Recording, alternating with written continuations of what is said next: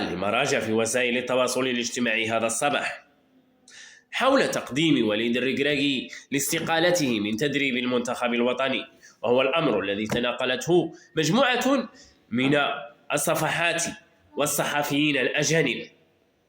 وبغض النظر هل هذا الأمر صحيح أو هي فقط إشاعات، هل فعلا يجب على وليد تقديم استقالته ومغادرة أسوار المنتخب الوطني، أم أنه من صالح المنتخب الوطني استمرار الرجل على رأس العارضة الفنية، خاصة ونحن على بعد حوالي 120 يوما من الموعد المونديالي، وهي التظاهرة التي جعلنا من خلالها وليد نعانق الحلم ونؤمن بقدرتنا على الوصول إلى البوديوم المونديالي.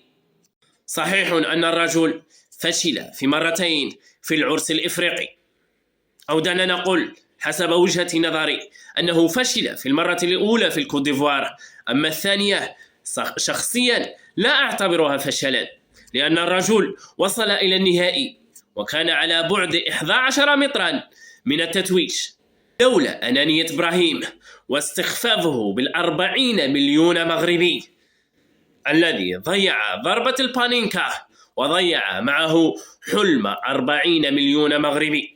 لذلك أعتبر أنه لو كان إبراهيم سجل ضربة الجزاء كل الأمور كانت ستتغير.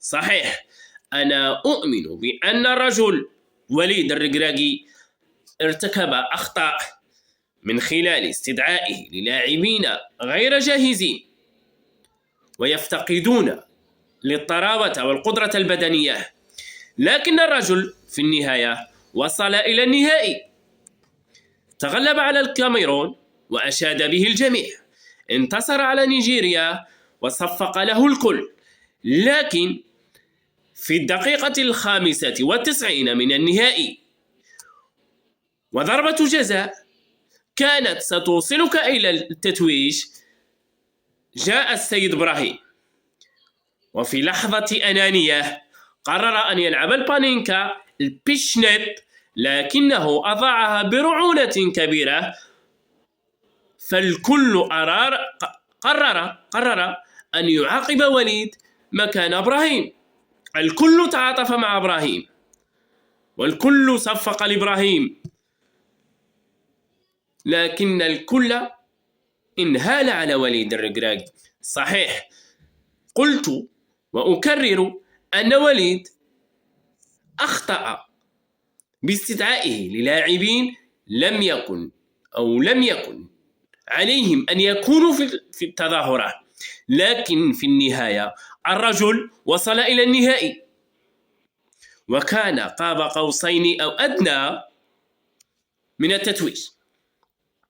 إذن هي أخطاء ارتكبها وليد، لكن في النهاية السيد كما قلت السيد وصل إلى النهائي وكنا قريبين جدا من التتويج لولا ضياع ضربة الجزاء.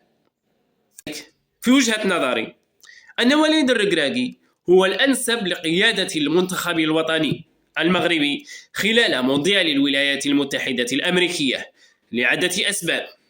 الأول هو كون البطولة قريبة جدا ولم يتبقى عليها سوى 3 أشهر.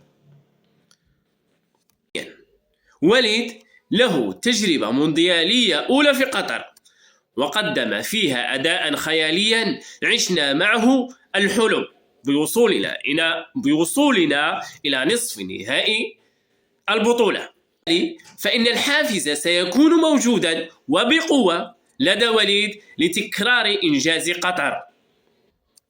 ثالثا هو رغبة الركراكي وبقوة في تعويض إخفاقه في الكانين السابقين وتعويض الجمهور المغربي في حال ما تم إقرار التخلي عن وليد الركراكي والانفصال عليه، فالبديل يجب أن يكون يا إما سكتيوي أو وهبي.